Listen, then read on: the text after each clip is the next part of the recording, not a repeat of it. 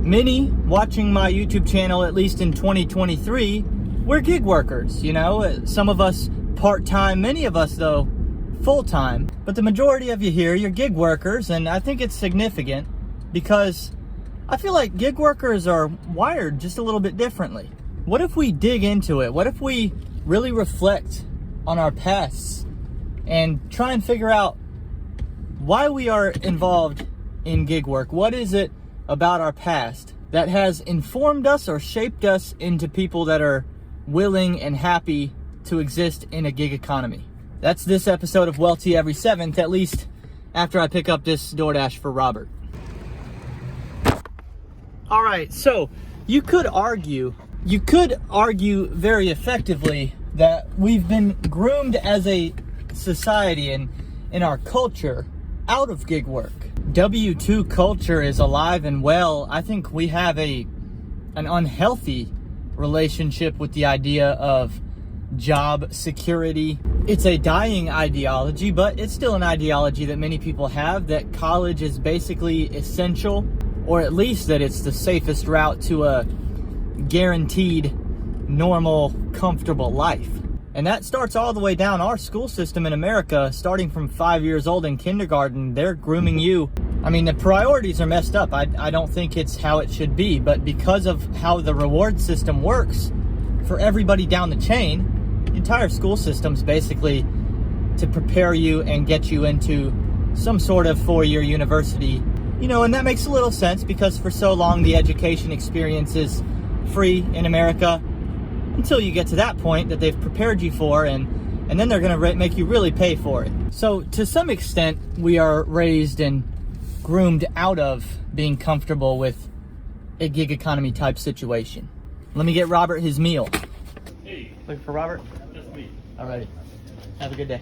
I'll tell you though, on a personal level, I can look at some things in my past and how I was parented and things that obviously weren't intentional. I mean, gig work didn't even really exist, definitely not in the way it does today on smartphones. Gig work wasn't really, wasn't something my parents were preparing me for intentionally, certainly, but it just so happens that I kind of was being prepared for exactly what I'm doing today. Next DoorDash is gonna look like this, 625 Wendy's. See, I can tell myself all day, I can tell you guys on YouTube all day that, oh, I do gig work because I like the flexibility, I set my own schedule, I don't answer to a boss, this and that, you know, you've heard it all. But aren't things probably a little more deep-seated than that? Let's pull it up by the roots and really examine it for what it is. May I take order, please? Hey, I'm just picking up your DoorDash for Mariah. Turn around, thank you. Thank you. See, for a lot of my time growing up, my father's job was a 100% commission job. He was a student loan debt collector. You know, he'd locate people who were avoiding paying on their student loans. He'd contact them and get them set up on some sort of payment plan, and that was how he paid the bills for our family. It wasn't an hourly position. It was designed totally around how successful he was at it. The more people he would find and get committed to their payment plan, the more he would be rewarded for it. He ended up doing this job for years and years, and I was very aware of it. I was aware of what was going on and how it worked. And for most of the time he was doing it, he spoke very highly of it.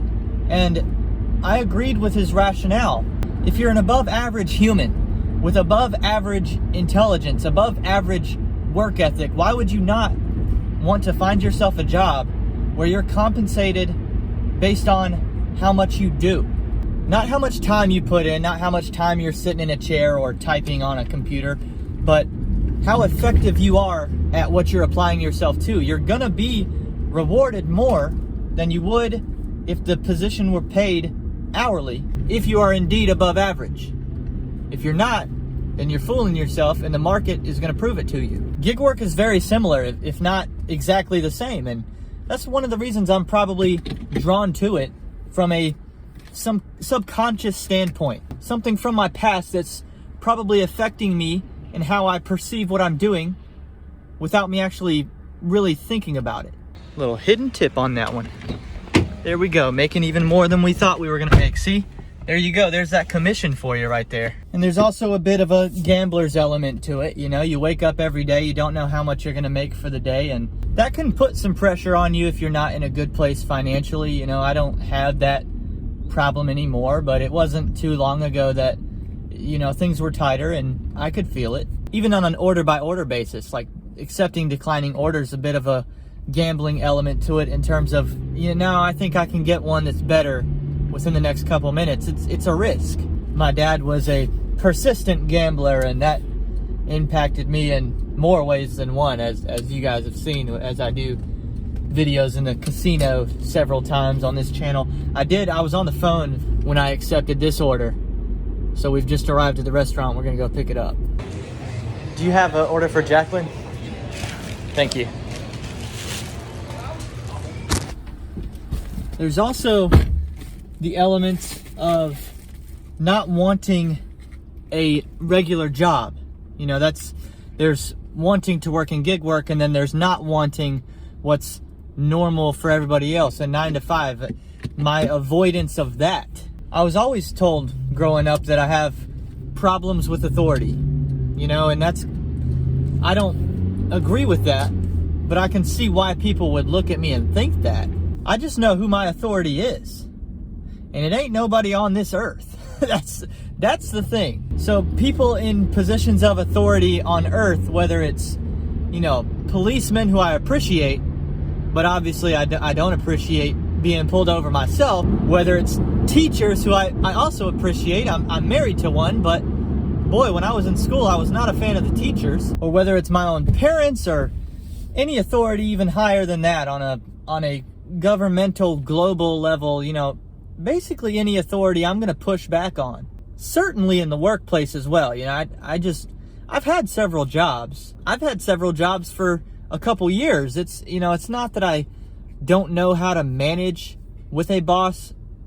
It's just very, very hard on me mentally and emotionally. And I can't handle it for very long. All I see are a bunch of flawed people who have been put in a position of power above me for some reason, who don't themselves submit themselves to the authority of God. Therefore, why should they be my authority? You know, I just don't vibe with that. I don't believe that anybody's priorities are in line as well as mine are. I don't feel that anybody is more informed on my situation and smarter than me. I know there's plenty of people smarter than me out there, but in terms of applying their knowledge to my situations, I'll take my own intuition and my own thought process over anybody else's. So what I saw play out in my life, even at a young age, as soon as I possibly could manage, I placed myself in the position of authority, taking responsibility, taking ownership as soon as I could manage. And now involving myself in the gig economy has allowed me to do that for myself on an income basis, on a career basis. But again, might I have been basically programmed this way as a result of parenting that I received? Maybe. Let me dig into that after I hand this food to Jacqueline. Hey, is there a Jacqueline? How you doing?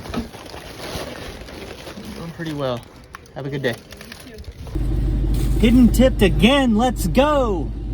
Let's actually go on to Jersey Mike's for our next order. So the submission of authority from a parental perspective, that's called upon biblically as a female role. So might my problem with authority be because I didn't observe a mother who was comfortable and devoted and rightly in line with her instruction to submit to my father's authority? Because I'll just tell you, I didn't have a mom who understood that or agrees with that to this day. So there's probably some deeper factors contributing to why we are in the gig economy today. I wonder if you guys are willing to participate in the same sort of activity with me in the comments.